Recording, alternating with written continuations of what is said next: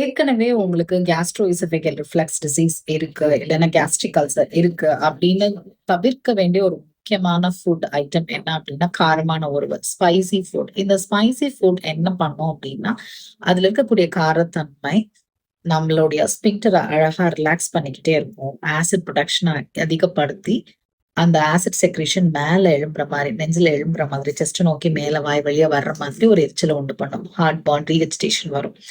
So என்ன காரணம் இந்த மாதிரி ஒரு ஸ்பைசி ஃபுட்ல என்ன காம்பவுண்ட் இருக்கு? இந்த மாரி ஒரு காரத்தன்மைய நமக்கு உணர வைக்கிறதுக்கு அப்படின்னு பார்த்தோம்னா, இந்த சில்லில இருக்கக்கூடிய பொருள் வந்து கேப்சைகைன். இந்த கேப்சைகைன் என்ன பண்ணும்? நம்மளோட கட்ல இருக்கக்கூடிய வலி உணர்வு ரிசெப்டர்ஸ், அதாவது பெயின் ரிசெப்டர்ஸ் கூட போயிட்டு பைண்ட் பண்ணிட்டு சேர்ந்துட்டு, அது நம்மளோட பிரெயினுக்கு அந்த எரிச்சலை ஏற்படுத்துற அந்த உணர்வ வந்து ஃபீல் பண்ண வைக்கும். ஸோ அதனால தான் காரமான உணவு சாப்பிட்டோம்னா, நம்மளுக்கு அந்த எரிச்சல நம்ம ஃபீல் பண்றோம்.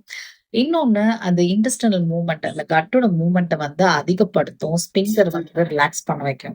ஸோ 2 பக்கமும் மூவ்மெண்ட் அதிகமாகுறதுனால, நமக்கு அந்த ஒரு அசிடிட்டி நிறைஞ்ச அந்த ஃப்ளூயிட் மேல எதிர்கலிக்கிற மாதிரியோ, இல்ல காரமான உணவு சாப்பிட்ட உடனே நமக்கு லூஸ் மோஷன் போற மாதிரியோ இருக்கும். ஆசிட் புரொடக்ஷன இன்கிரீஸும் பண்ணும். இரிட்டேட்டும் பண்ணும். அந்த ஸ்டொமக்கோ இல்ல கட்ட ஃபுல் என்டையர் லைனிங்குமே இரிட்டேட் பண்ணும். ஸோ சில்லில இத்தன விஷயம் நடக்கிறதுனால, நம்ம ஏற்கனவே நமக்கு அமிலத்தன்மை இருக்கு. கேஸ்ட்ரிக் ப்ராப்ளம்ஸ் இருக்கு அப்டின்னா, we have to avoid this spicy food.